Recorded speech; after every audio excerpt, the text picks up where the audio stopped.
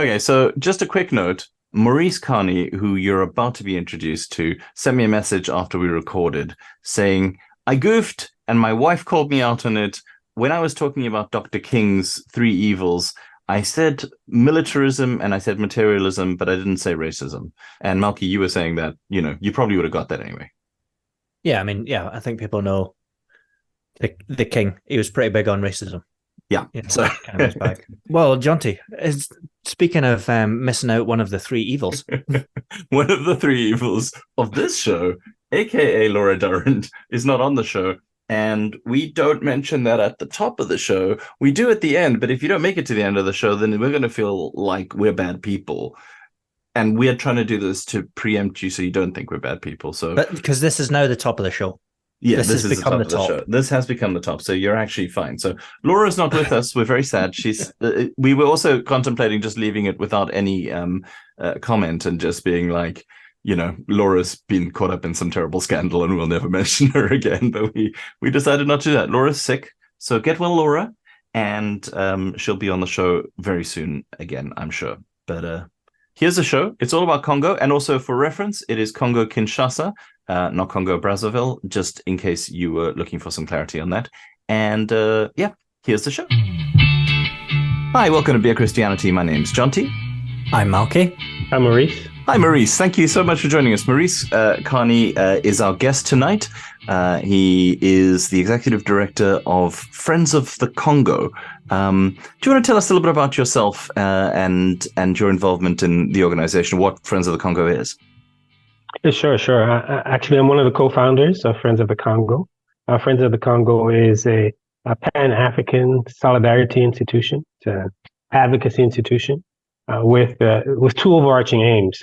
One is to raise global consciousness about what's transpiring in the Democratic Republic of the Congo. And the second aim is to provide support to local institutions that are engaged in a pursuit of peace and a pursuit of stability, pursuit of prosperity in the heart of the African continent. We've been engaged in this work for about a quarter century now, about almost 25 years. And we done a tremendous amount of educating globally on the African continent, North America, parts of Europe, Latin America. Probably the only area we haven't touched on physically is Asia, but we've done work virtually in Australia, Korea, Japan, where people have organized events around the Congo in an annual event a global awareness annual event that we have called Congo Week, where people from all over the world do something to educate their local communities and raise awareness about what's unfolding in the Congo. When is Congo Week? Have we missed it? We've probably missed it. This is probably it occurs every third week of October. This past October in 2023 was the 16th presentation of Congo Week. And as a part of Congo Week, we had this flagship project within Congo Week called Congo in Harlem. And Congo in Harlem is a film and event series where we invite Congolese filmmakers, practitioners, musicians, artists to Harlem, New York, in order to showcase what Congo has to offer to the world in terms of culture, in terms of art, you name it. So considering the tragic history of Congo, at least the recent history, where Congolese have perished to the tune of 6 million people from 1996 to the present, sometimes the focus on the Congo is mainly and predominantly on the conflict. So we use Congo in Harlem to share with folks, share with not only the Harlem community, but really globally, that Congo has and continue to contribute a lot culturally to civilization, to world culture. So Congo in Harlem shows the human potential that exists, the remarkable talent that exists in the Congo, primarily through film, but not film alone. There's music, there's food, there's art that we showcase through at Congo in Harlem. It's an incredible country. I've only visited once, but the food, the music, the just the people, the landscape, everything was just incredible. It's such a tough thing to kind of navigate, because on the one hand, you don't want to give the stereotypical thing, as often happens with countries in Africa, of the only picture people see is need, desperation, war, and that kind of stereotype. But on the other hand, you want to raise I mean, 6 million people is just a staggering number.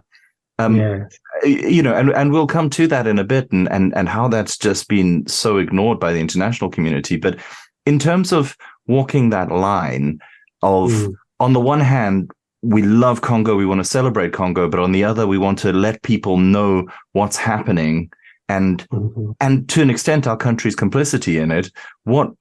How do you suggest people walk that line? Well, it's in the telling of the story around the Congo, and in a lot of respects, it's really not just a story about Congo. And Congo is emblematic of the story of Africa, where on the one hand, you have just a tremendous tragedy, right? And on the other hand, you have enormous potential, right? Both human and natural potential. So it's telling that story and interconnecting the two. You know, so for example, we can share the story of Congo's ownership under King Leopold II of Belgium, right, from 1885 to 1908, where the population was decimated by half in the king's effort to extract rubber and ivory that would feed Western industries, right? So an estimated 10 million people perished. You see Adam Hochschild's work, King Leopold's Ghost. It's well documented. But in the midst of that, you also had this tremendous resistance from Congolese themselves on the ground.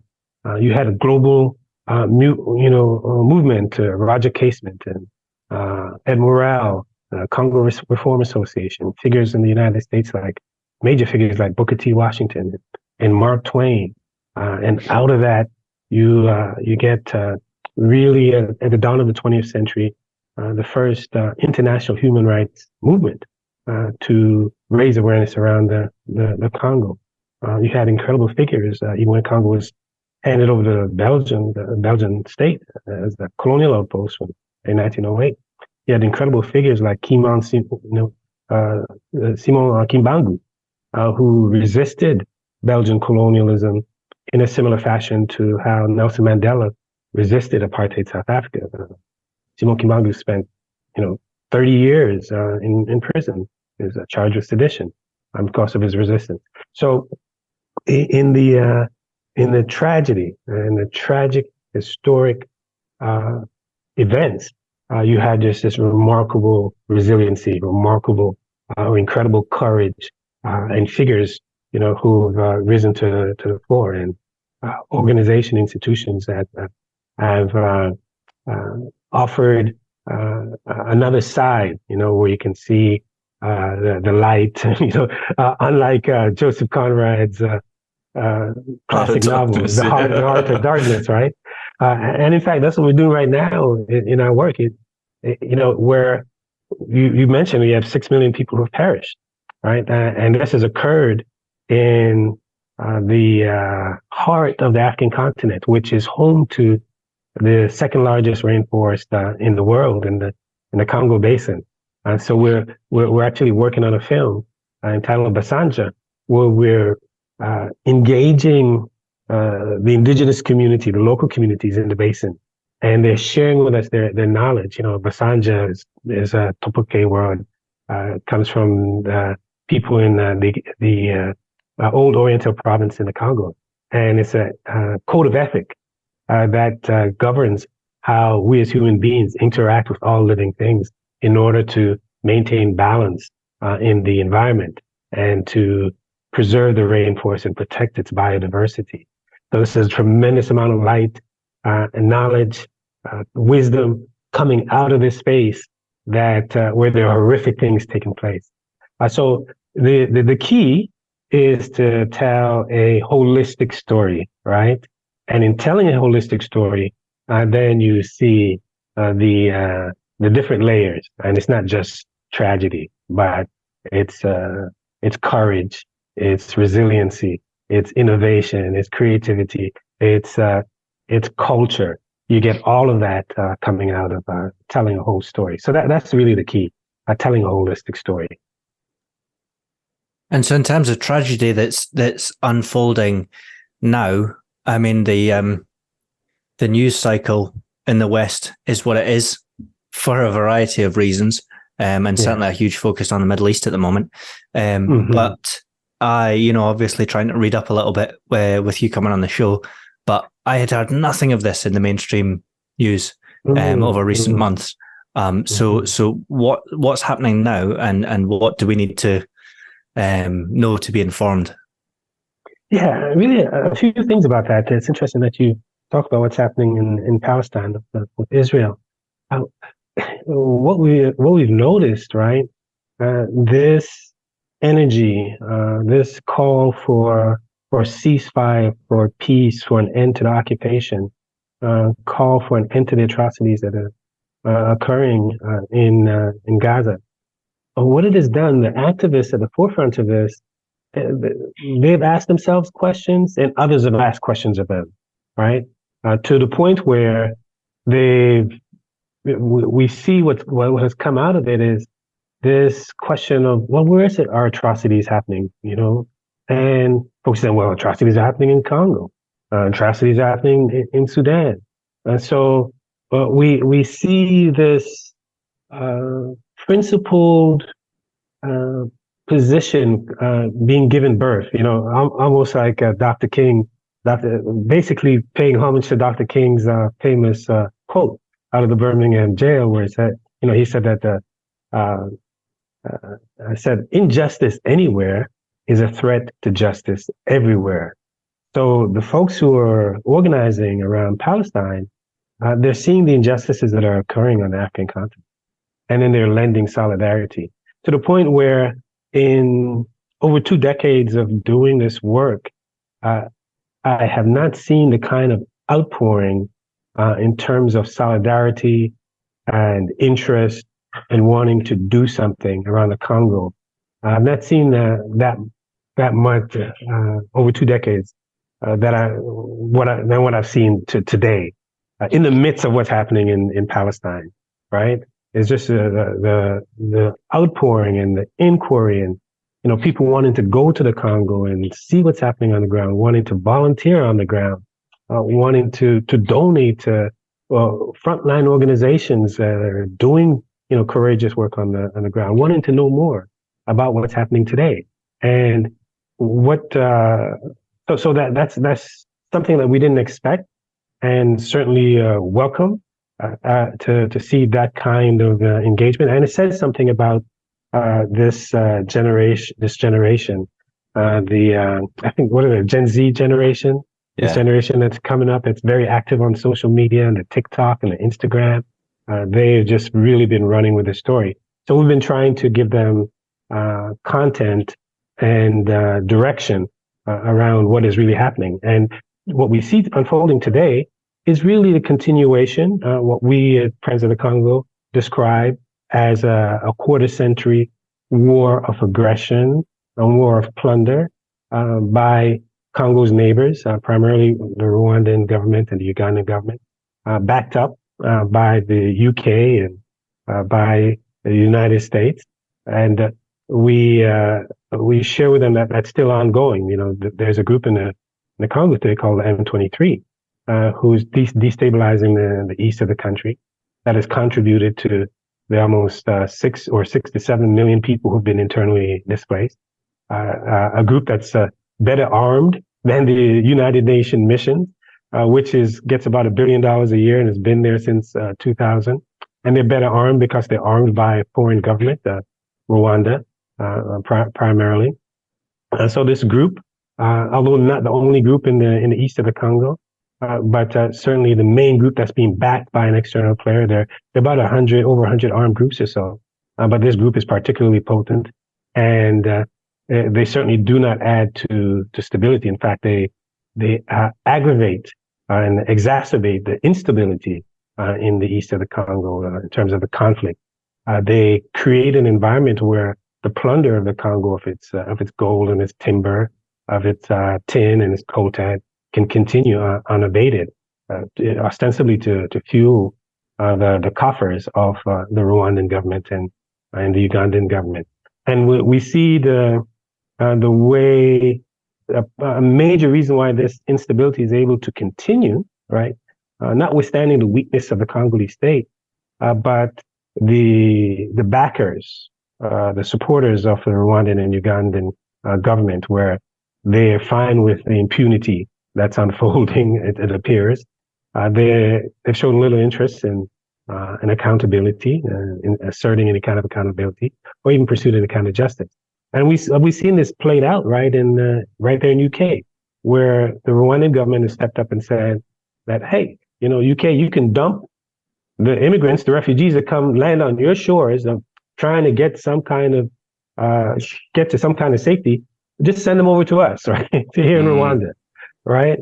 And even in spite of the outcry from just common sense of the British, citizens, right? The government still moved forward with this obviously wrong-headed policy, right? Especially if you look at the history of Rwanda doing the same thing with Israel, where Israel offloaded its refugees to Rwanda, and how those refugees were maltreated in Rwanda. So if it wasn't for the intervention of the British courts, you'd have this policy moving forward. So it's really a microcosm of what we've seen over the past quarter century. There's this one case where because the U.S. government and the British government has run interference on behalf of Rwanda and to some extent Uganda. You had the Spanish courts. They have this principle of universal jurisdiction, where they can try and put arrest warrants out for foreign officials that commit crimes against their citizens in their country. So they they had a arrest warrant out for 40 of Rwanda's top officials.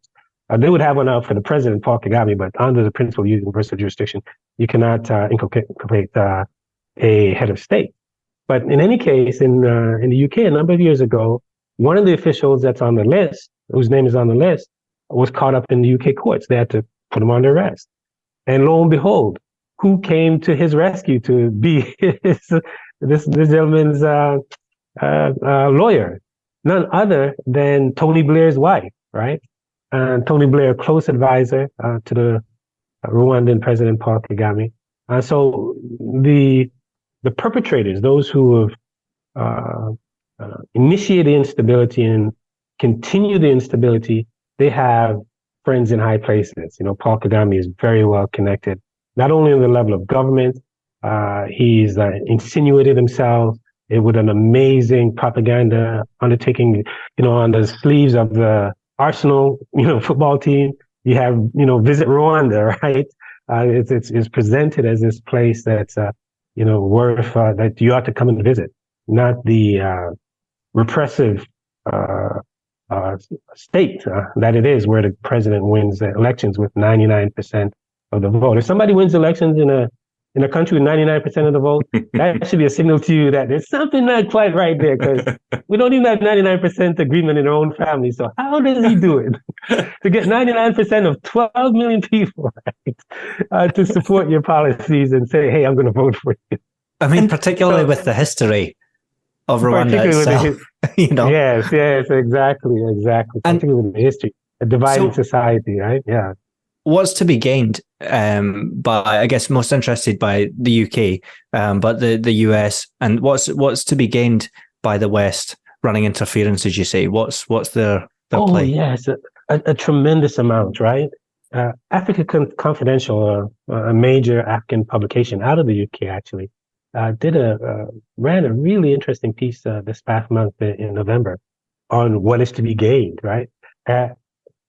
The peacekeeping troops Rwanda provides the largest peacekeeping troops to the United Nations, right, on the African continent. So Rwanda has offered its services, its farmed out its military to do things that Western governments would rather not have to do. They can have Rwanda do it for them, then all the better, right? And a classic case was in the midst of the Rwandan uptick in aggression against the Congo. It started about 2020 or so, 2020, 21, and has been continuing since then. Where it's the United Nations and the Security Council, or a group of experts rather, produce reports that clearly demonstrate beyond a shadow of doubt that Rwanda is engaged in destabilizing the east of the Congo. In the midst of that, we see the European Union disbursing about 20 million pounds or so to the Rwandan government. So why did they do that? Well, Rwanda offered its soldiers to go into Mozambique, Cabo Delgado, to confront militants in Mozambique in an effort to protect French economic interests. Because total out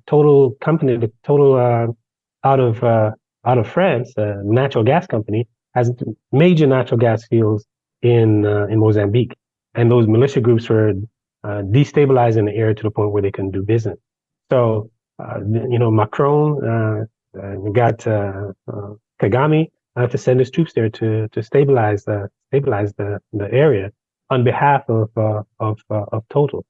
So that's a major part of why the West, do not hold Paul Kagame and the Rwandan government to account. In addition to that, they carry out policies that are friendly to the West. One of the things, Rwanda is a predominantly French-speaking country, and one of the things that Paul Kagame set out to do is to integrate or gain membership into the British Commonwealth, which he got, right? In addition to that, at the same time, he vied for the presidency of the Francophonie, which is the French counterpart to the Commonwealth. So his former Foreign Affairs Minister, Louise Mushikiwabo, is the Secretary General of the Francophonie. So on the soft power front, the promotion of the Commonwealth, the promotion of the Francophonie, Paul Kagame has made himself accessible to the British and the French as well. So he's an expert of making himself accessible to Western powers and doing their bidding. And interestingly enough, at the same time, he has young Africans looking up to him as a model leader, because he has clean cities in Kigali. So it's a remarkable feat of propaganda worthy of some in-depth study.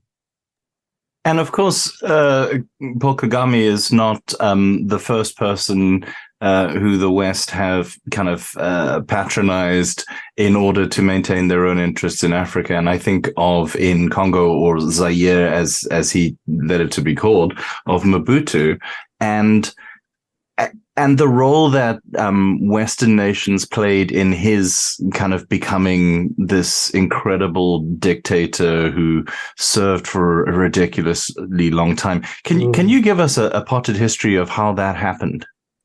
Sure. Yes. As I shared with you, Congo was given to King Leopold II of Belgium as his own personal property, 1884-1885. He ruled it for a 23-year period to 1908. International outcry. Leopold, instead of turning the country over to the Congolese people, it was turned over to the Belgian state. And they ruled it until 1960, where Congo got its independence due in part to major figures. One of the independence heroes, his name is Patrice Lumumba, who fought for Congo's independence. And he wound up being the first democratically elected prime minister of the Congo.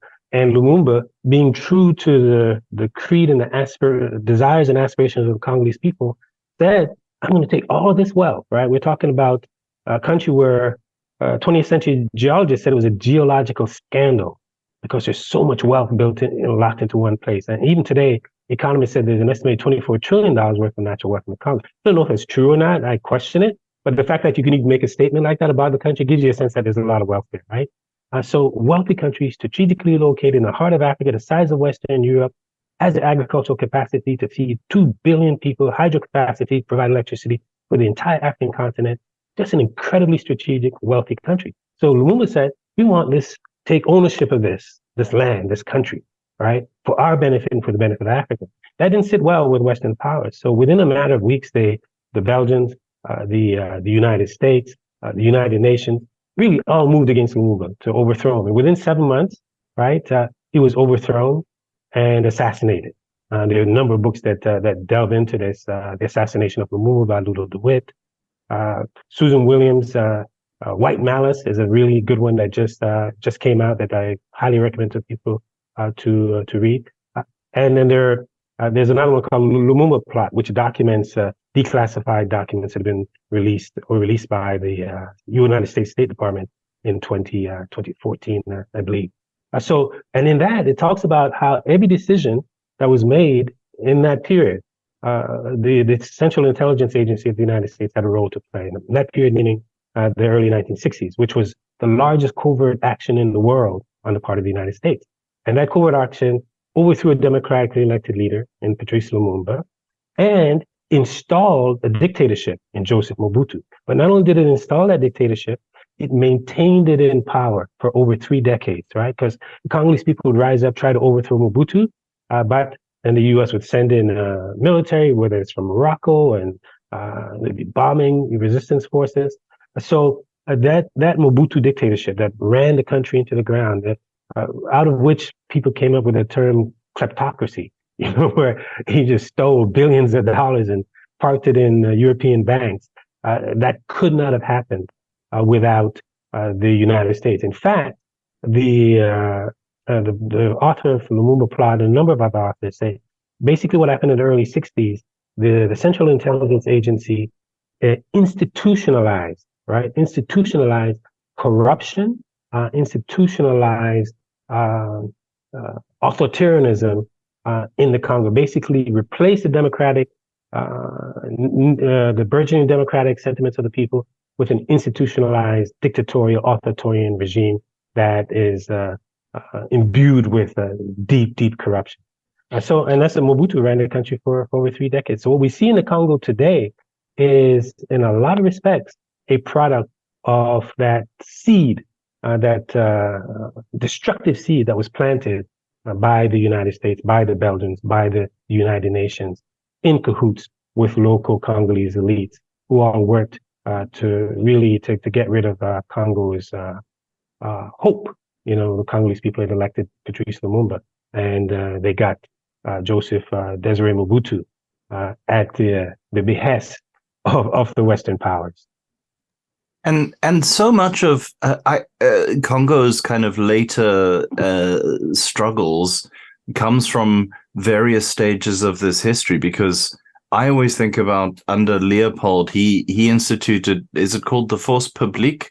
Where he had these militias essentially policing these people who had been enslaved in his rubber plantations, and they went around lopping off people's arms and awful things like that. And they were told to live off the land, which just meant basically raiding villages and doing. Do you see much of that, of this kind of like DNA from even the colonial intervention that is playing out now? Absolutely. Because even Mobutu told the same to his soldiers, he said, live off the land, live off the people, right? Yeah. And the recent presidents, even though there's been elections, when Mobutu was overthrown in 1997, he was replaced by a rebel leader, Laurent Kabila, who was later assassinated in 2001. And then his son, Joseph Kabila, took over. Ultimately, they organized elections in 2006. Which his son, quote unquote, won in 2006. And then elections again in 2011, he won those again. And then he was supposed to leave in 2016. He didn't leave, he didn't want to leave power, but he was forced to. In 2018, another election was held, and the son of an opposition figure by the name of Felix Tshisekedi, who's the son of Etienne Tshisekedi, longtime opposition figure, won the presidency. And then in this December, we're going to December 20th, Congo will have another election.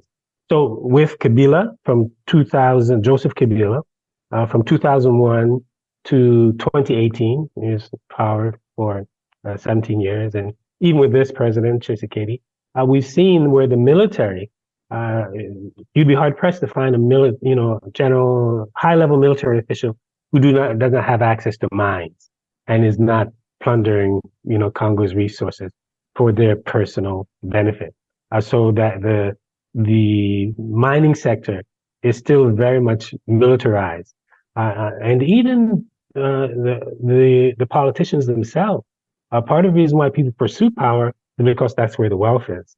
You get into power, then you can get access to mines, you can get access to the resources.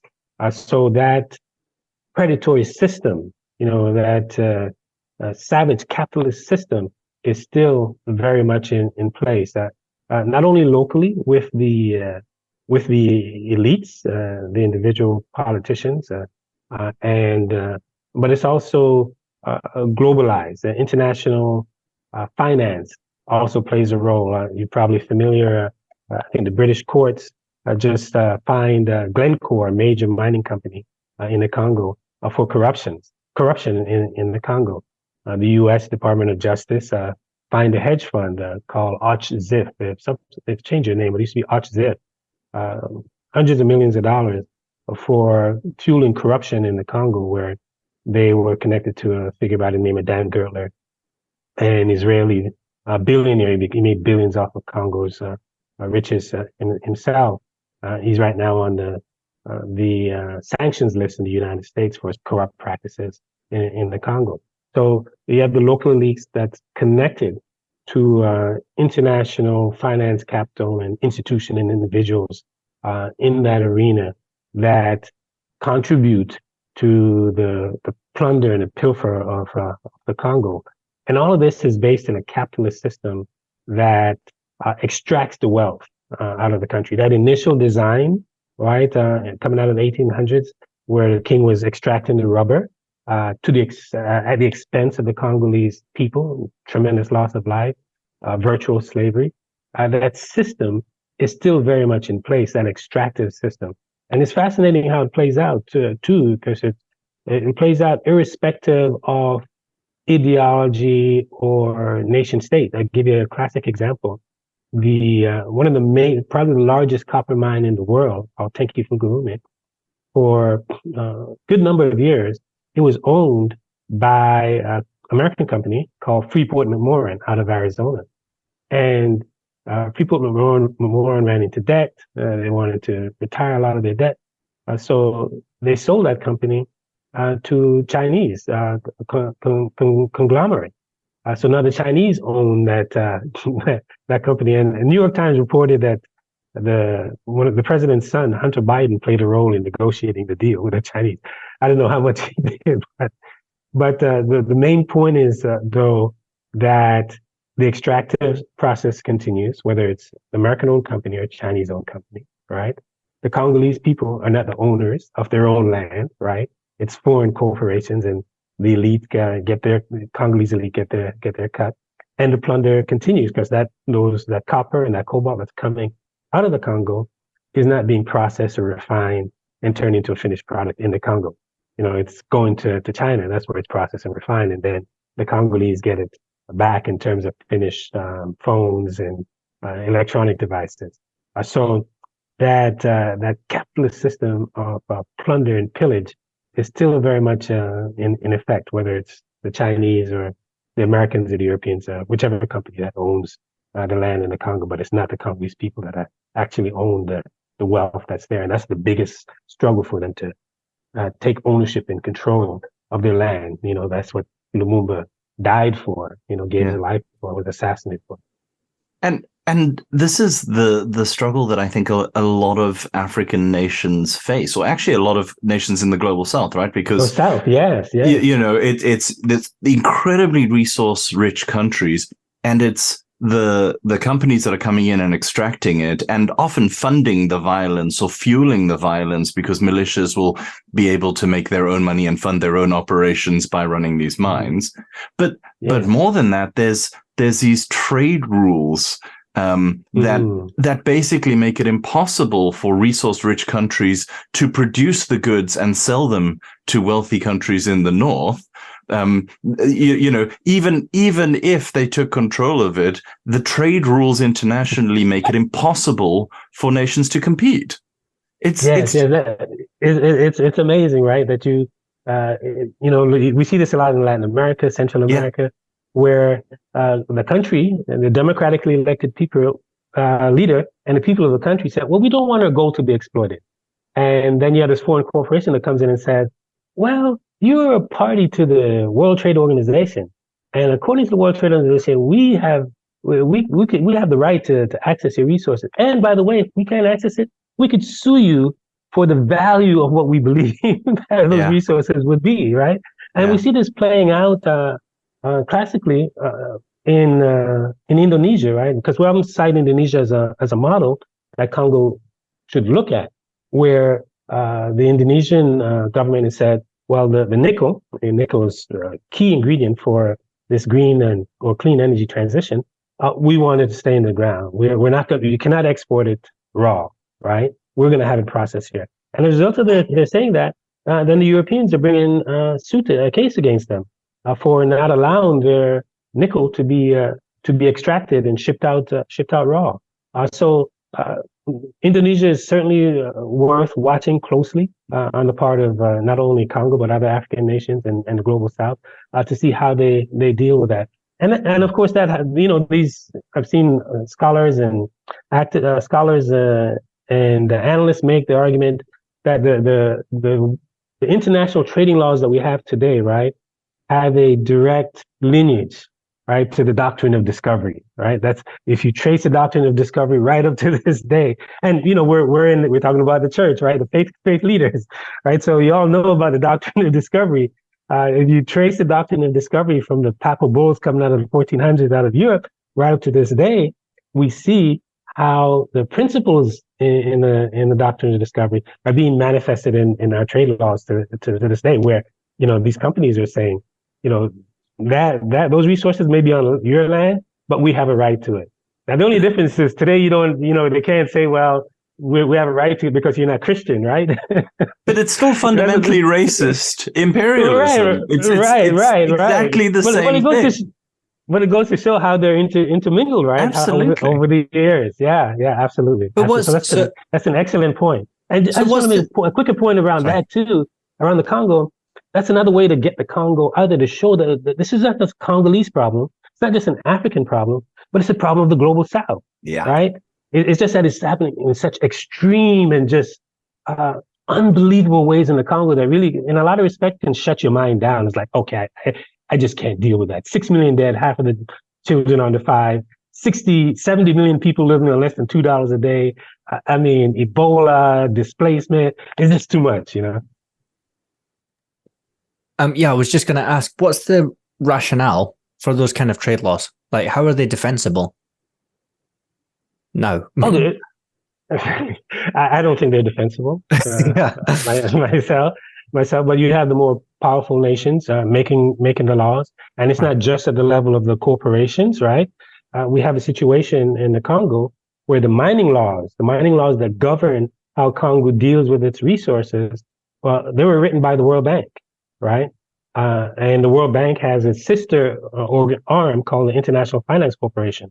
Those laws were written in the interest of capital, of multinational corporations.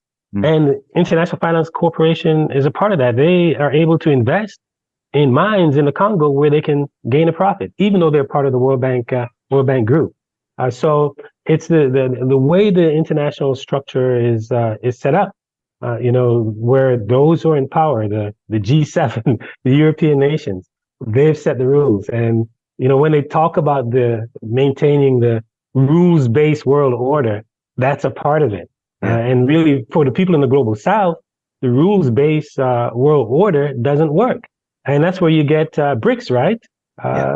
Britain, India, China, South Africa, Russia, the BRICS nation, and they've added more nations where they're trying to offer, develop an alternative, present an alternative to the global South.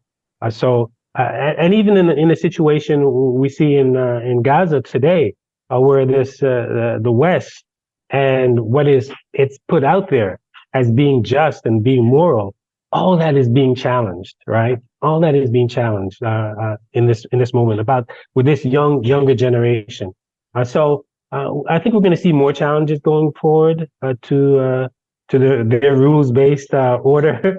I think with the growth of BRICS, with the increasing awareness of young people with social media about what's unfolding with people in the global South, we'll see more demonstrations. We'll see more resistance, and hopefully, these young people who are being, how can I say, who are being, who are having the experience of this resistance in this moment, that they will become leaders as well, policymakers and decision makers, and start to govern in a different way. And I think we're already seeing this with this whole question of the climate crisis and the climate justice movement. That's another form of the resistance against the old model, the capitalist model that is grounded in extractivism, that is rooted in colonialism, right? And this plays out in the Congo as well. As I shared with you, Congo being a part of the second largest rainforest in the world, vital in the battle against the climate crisis. The Congo Basin sequesters more carbon than all of the tropical rainforests combined. It is home to the largest tropical peatlands, which is trapped. It's a carbon bomb that is trapped up to 20 years of pollution, exhaustion pollution coming from the combustion engine in the U.S. So it's urgently required to be protected. And then at the same time, Congo is also vital to the clean energy transition. The clean energy transition, the green energy transition, is moving from the combustion engine to the electric vehicles. You cannot have the electric vehicles without the batteries. A key ingredient, indispensable ingredient to the batteries, is a mineral called cobalt.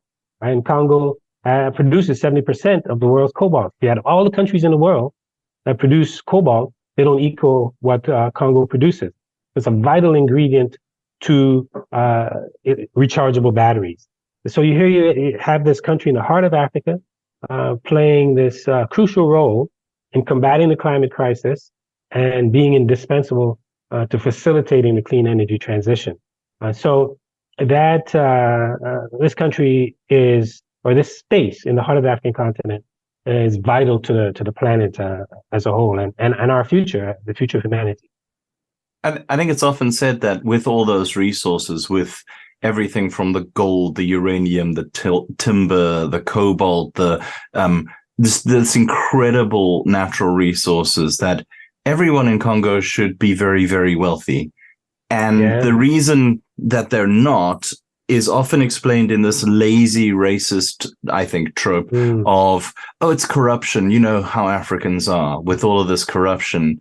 And the corruption is always laid at the door of people in Africa, as if it's happened in a vacuum, as if colonial imperialism didn't happen, as if all these interventions, as these international rules, and also as if the Western countries weren't the ones funding the corruption. I just find it, and as people wake up to this kind of extractive stuff that's happening in Africa, and a narrative that's being pushed a lot within more kind of conscious Western circles that seems to serve Western kind of interests is that, oh yeah, the people who are destroying Africa are China. They're the ones who are ruining everything, and they're the bad guys here. And we were wondering, is that narrative that the West seems to need to paint China as the bad guys, not necessarily saying that they are, not doing extractive stuff, which they clearly are, but is that narrative damaging to Congo? That the Chinese are the bad guys? Wow, is it damaging to Congo? Well, I mean, you'll find some Congolese that would probably make that argument. And I'll give you a concrete example. In 2008, 2009, the Congolese government decided to want to enter into an arrangement with the Chinese government and its corporations.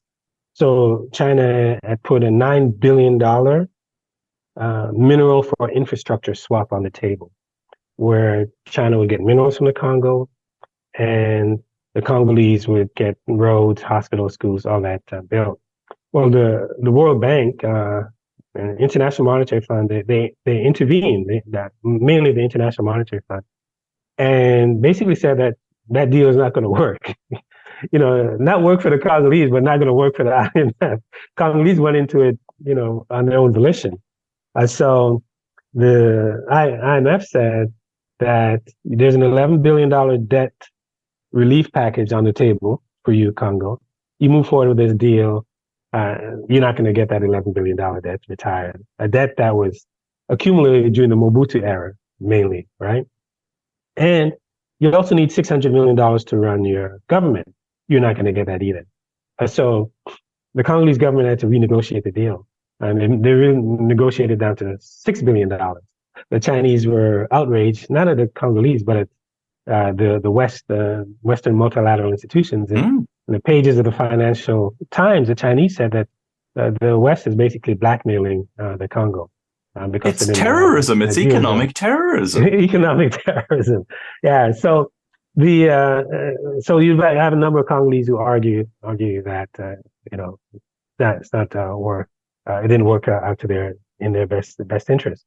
And we see this battle unfolding. Many of us believe that the advent of the Africa Command, right, that Donald Rumsfeld and George Bush initiated in 2008, that President Barack Obama put on steroids when he got into power, where you had the military presence of the United States expanding some 2,000% during his presidency, that because the United States cannot compete with China economically on the African continent, then they bring in the equalizer, which is the gun, and the establishment of a military presence, special forces and bases throughout the African continent.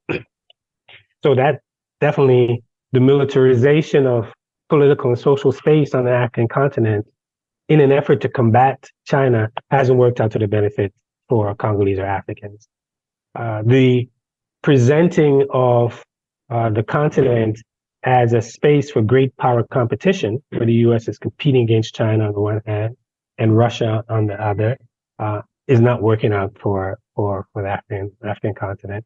So Africans in the Congo and really throughout, they're really trying to organize themselves in a way where African interests are placed at the forefront, irrespective of whether it's China, the United States, or any of these countries, Russia, any of these countries that are engaged in a series of Africa conferences. You had the Russia Africa Conference, Turkey Africa Conference, most recently the Saudi Arabia Africa Conference, the China Africa Conference, there's the India Africa Conference. So the key is for this continent, arguably the richest continent on the planet, with 1.3 billion people, to organize themselves in a way that the interests of Africans are served first. And in this effort, Congo can play a huge role.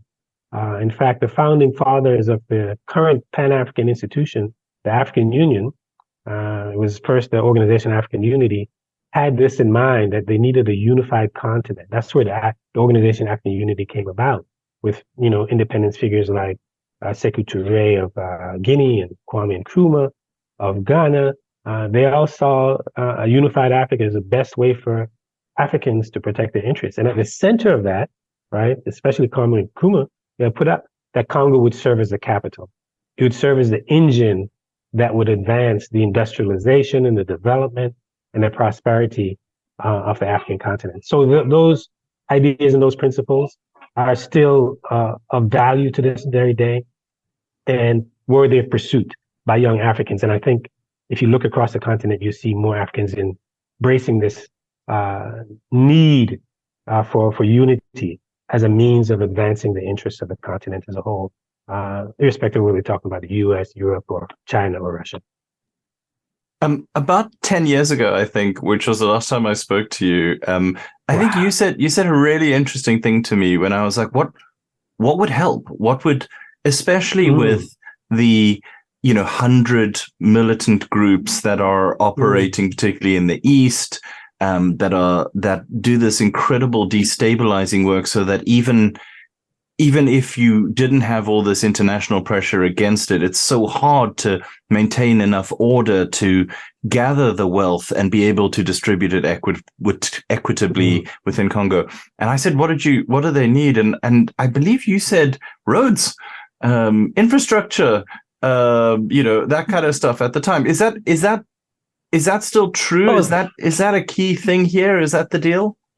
That's still very true in terms of the infrastructure.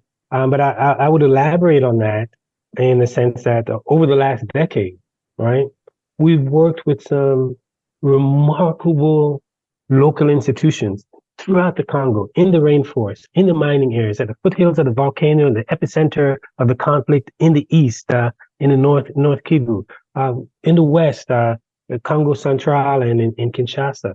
And what we found is, and they've been connected. Right now, we're part of a coalition of local Congolese groups that represent about 10% of the 145 territories in the Congo and have a reach of about 2 million people. And they have remarkable initiatives that they're working on.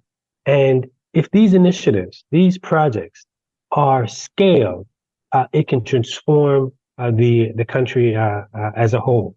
And I really think that's the key, that empowering local institutions, because even if you had a progressive government, a relatively progressive government in power, if we look at Ecuador, for example, they had a relatively progressive government, but they were still drilling in the rainforest, right?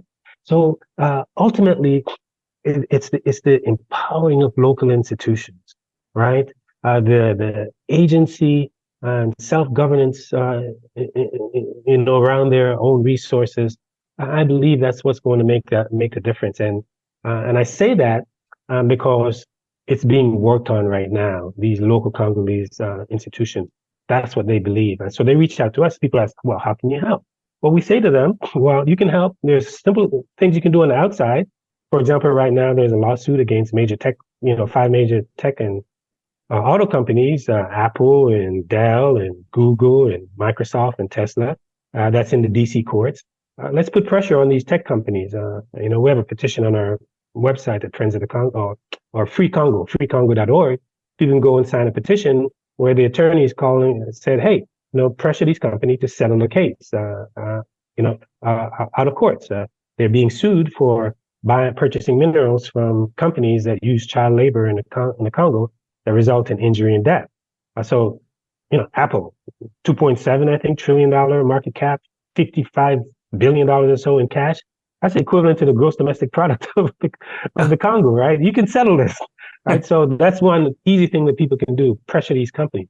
However, the most impactful thing that people can do is to provide support to local institutions that are on the front lines of protecting the rainforest, which is a patrimony, not just of the Congolese and Africans, but of the entire planet, right?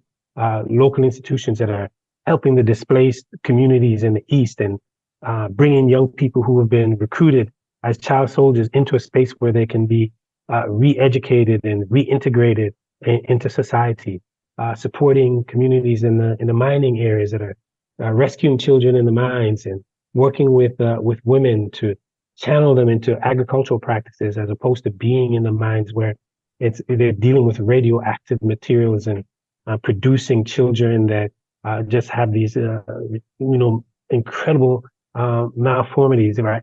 So these local institutions in Kinshasa, we have women's groups who are working with women to combat sexual violence and teach them how the resources that they need to sustain themselves is right there in the soil of the Congo. A tremendous amount of resources that are there in agriculture that can be used by women. So that is the most impactful thing that people can do to support, right? And they can support financially, they can support materially, they can support intellectually. We have people who are going, and they said, we want to go and work with these folks who take the lead from these Congolese who are, making incredible strides in an impossible environment to deal with. But just imagine, right? They're on the front lines and they have hope. So if they're in the front lines facing the brunt of this, right? How much more how can we, can we give and support? Because I even tell folks that, there are folks in the heart of the rainforest right now. People have been displaced because of political manipulation of the local population. And these horrendous pictures, right? And I said, please don't send me those videos of people being cut up and those pictures, right? So I just asked them, they're in the front lines facing that trauma. And here it is that I'm not even on the ground with them. And it's just too traumatic for me to even look at the picture. So if they're facing that, surely we can provide support to those local institutions. In fact, we're running a campaign right now to do just that. End of year campaign that people can support.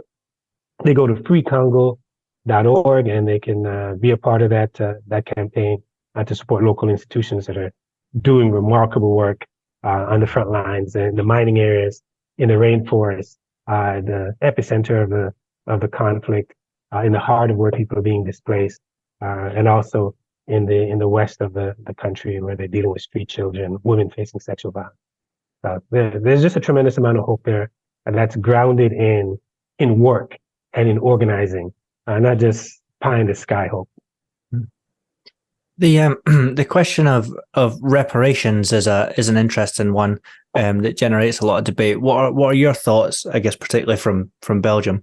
What are your thoughts, and what's the feeling of the Congolese people with regard to reparations? Yes, thank you for that question. There's a certain segment of the Congolese people that are making an argument for reparations. It hasn't reached a critical mass yet. We saw in the Washington Post, a major newspaper in the United States, the author of the book, The Lumumba Plot, saying that Congo deserves reparations from the United States as well, right? But he said, in his commentary, he said, well, he doesn't think it's going to happen that they'll give it, but it's definitely deserving. They're definitely deserving of reparations.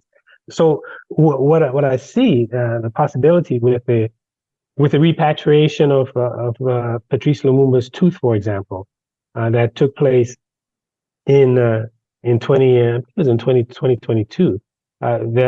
With the attempts to repatriate art that have been and materials that have been stolen from the Congolese society over the years by Belgium, and the larger effort of continental Africans on the continent, connecting with Africans in the Caribbean and the United States on the reparations agenda.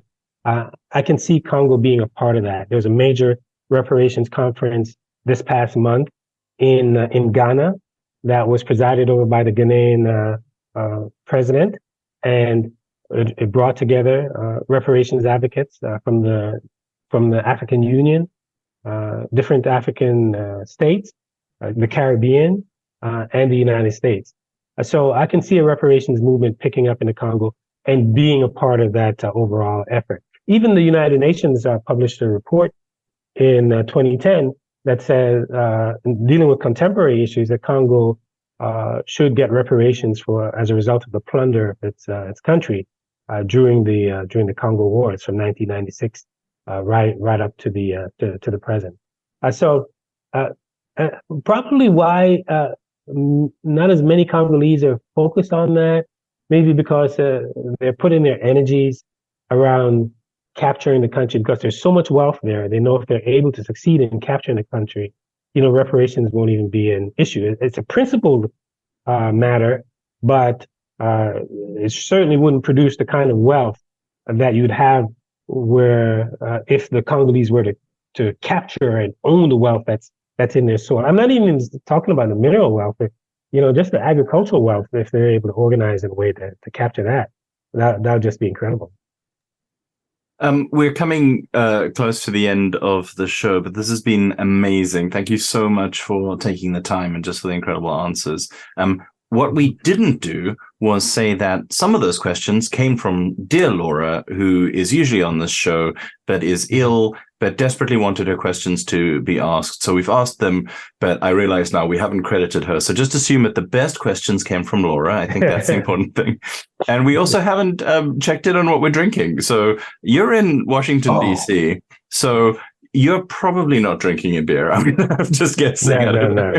No. What are you drinking, Maurice? Not a beer. Not a beer. I am drinking ginger with lemon and honey in order to combat this cold that I'm getting over. That is my favorite anti-cold drink as well. That's amazing. I love that drink. Oh, you got me coughing now. Yes. So you've sacrificed enough. I do. Malky, what you drinking? I am drinking, I can't pronounce it, Perlenbacher. That sounded convincing. It's a 0% alcohol as found on the shelves of Aldi. Nice. Is it a beer? Yes, that's the one. Okay. I'm drinking a local Oxford cider called Colonel Plum's Damson and Plum cider, made by Hitchcock's cider. And it's got a cool label. Can you guys see it? It's got like a cow. Yes. Is that I was going to ask if that's a bull. It's a cow. Oh, beautiful. I don't know.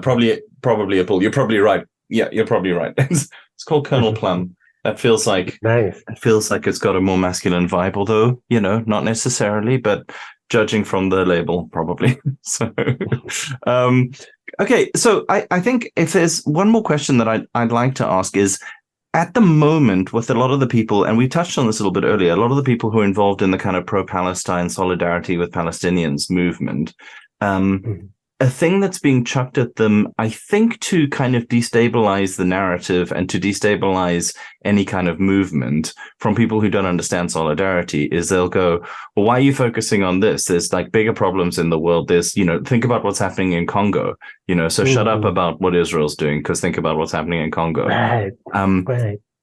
And you've already touched on the fact that that these movements actually have solidarity with each other. But what would you say to people who don't know a lot about Congo and what has happened, and who are just a little bit, kind of overwhelmed by that accusation of like, oh, no, I shouldn't get involved in anything because I don't know enough about everything? Yeah, well, that argument hasn't worked, actually. So that's the first thing I would say to folks. That's a dead end, because I shared with you earlier what we've seen is that people have been able to occupy different issues in their mind at the same time. Yeah, right? It's not rocket science, right? I can care about what's happening in Palestine while still dealing with the incredible challenges of the Congo, or the issues unfolding in Haiti, right? Yeah. Who's just weathered an incredible beating from the United States and the West for its original sin of overthrowing slavery, right? Yeah. And what's happening in Sudan. So what we see is people are balancing these. People are organizing Free Palestine, Free Sudan, Free Haiti, Free Congo demonstrations, teach-ins, all in one, drawing the connections, making the argument as to how engaging in resistance against Israeli occupation and bombing of Gaza is that they can do that and still care about the Congo, and still care about Sudan, still care about Haiti. So I would tell folks really not to pay attention to that argument, but look at what the activists are doing. Look at how they're embracing the Congo. Look at how they're embracing Sudan. Look at how they're creating space, even in the midst of a horrendous situation, really a genocide right in our face unfolding with 11,000, I don't know what the latest count is, Palestinians killed, half of them children. I would go back to Dr. King. Dr. King, I would say to them, have Dr. King serve as your guide, right? What better figure to serve as your guide in this moment, where Dr. King says, injustice anywhere is a threat to justice everywhere. So wherever we see injustice, we should raise our voice, because we know that injustice in Haiti is a threat to justice in Palestine. Injustice in Congo is a threat to justice in Sudan. So that's the guiding principle that I would direct people to when those arguments are made. I would say to them, listen to Dr. King, and not listen to your critics. Absolutely. That is great. And also not the heavily edited version of Dr. King for white people that ignores his anti-Vietnam War stuff and ignores his anti-capitalist stuff. And we're talking about the Dr. King of Breaking the Silence. There we go. 1967 Riverside speech. You know, the three evils, right? The evil of materialism, you know, evil of militarism, evil of materialism, right? Evil of poverty that he laid out for us in that speech. That the powerful sent us a signal that, you know, we don't like that king. You know, he gave that speech on April 4th, 1967, and he was assassinated April 4th, 1968. Yeah. So that was a signal that the powerful who ruled his world was sending to us that, hey, you stepped out of bounds talking about capitalism, talking about militarism, and trying to address questions of and linking it with questions of poverty. Yeah. Maurice, thank you so much for your time. We really appreciate it. Where can people find out more about Friends of the Congo and Free Congo and Congo Week and all the ways that they can inform themselves and get involved? Sure. Hit us up on social media, Instagram, Facebook, Twitter, all at Congo Friends. At Congo Friends, Twitter, Instagram, Facebook, you'll catch us there. And then our website, friendsofthecongo.org. It's got a wealth of information, background about the Congo. You can consult that there. And if you want to be part of the campaign, the Free Congo campaign, you want to join that campaign, just go to freecongo.org, freecongo.org, in order to be a part of the campaign. Fantastic. We hope all of our listeners will do that. If you want to find out more about Beer Christianity and other episodes that we've done, you can go to beerchristianity.co.uk. You can find us on Insta and Twitter and Facebook as well, Beer Christianity or Beer Exianity if they don't let you have long names. And you can send us an email, beerchristianity@yahoo.com. Let us know what you think. And thanks for listening. And thanks for being with us. Bye. Oh, it's my pleasure. Thank you.